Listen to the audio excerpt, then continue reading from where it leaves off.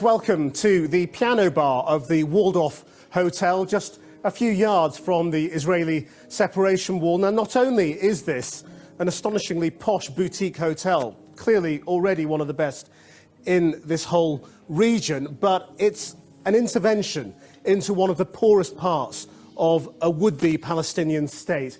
Now, all the artwork on these walls has been curated and created by the graffiti artist Banksy, and it's confrontational, it's completely of its place. It looks into the conflict between Israel and the Palestinians, and it refuses to pull any punches about Banksy's vision of what is going on in this region. When the Palestinian officials arrived here today to see what had been going on under their noses without them having any idea of what was being built, their jaws were on the floor. And when they opened the doors, we were among the first people through them.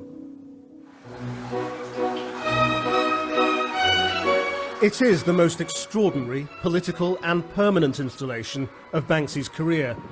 The elusive British graffiti artist has graduated to hotelier and designer of the new Waldorf Hotel. That's walled off, literally, in the ugliest part of Bethlehem in the Palestinian West Bank. It is a surreal experience from the front door onwards. Hello, welcome to the Waldorf Hotel. Waldorf? Yeah. I see what you did there.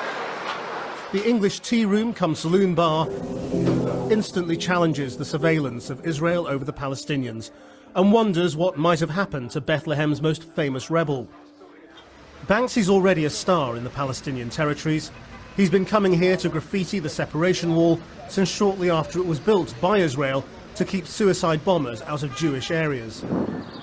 Palestinians say it's a new apartheid, isolating and dividing people. Banksy, who doesn't do interviews, told Channel 4 News, "Walls are hot right now, but I was into them long before Trump made it cool." For the last 14 months, he's been secretly buying the site, building it and employing more than 45 staff here. When you applied for the job, did you know who the owner was? Well, actually, no. I had no clue who's the boss for this place. Uniquely for the artist, whose previous exhibitions have been temporary, this one is intended as permanent, a gift to the Palestinian people.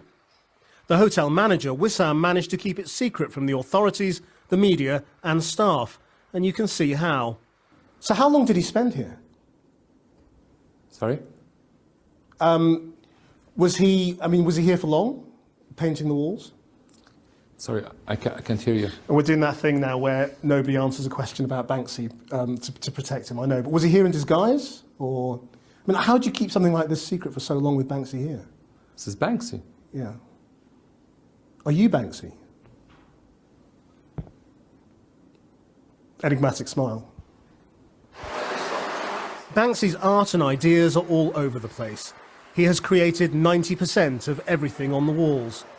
Well, here's a familiar image to British people, probably one they've got to explain to their Palestinian hosts. It's the old TV test card from the 70s, but it's only when you get really close to it that it's got a twist, as she's writing Free Palestine. It's the presidential suite with George Washington, not looking too healthy.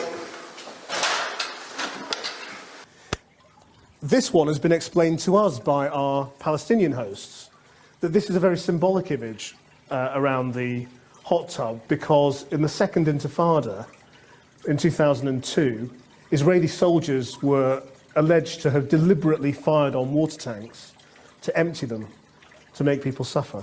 That's certainly what people claim here happened. And as you move out towards the balcony, is this the worst view in the world? Somehow, through its cheek and humour, the hotel takes what is normally a distressing scene and makes it compelling, almost beautiful. It's almost like the Science Museum. It is, it's pretty high-tech. There's the beginning of a museum too, on the history of Israel-Palestine and Britain's role in the plight of its people. Banksy says it's one of the reasons he's doing this.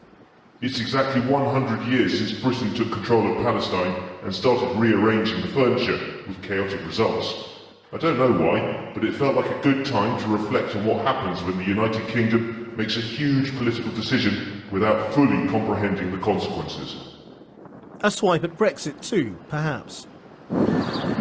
Today, the wall dominates this place, snaking around people's homes and lives.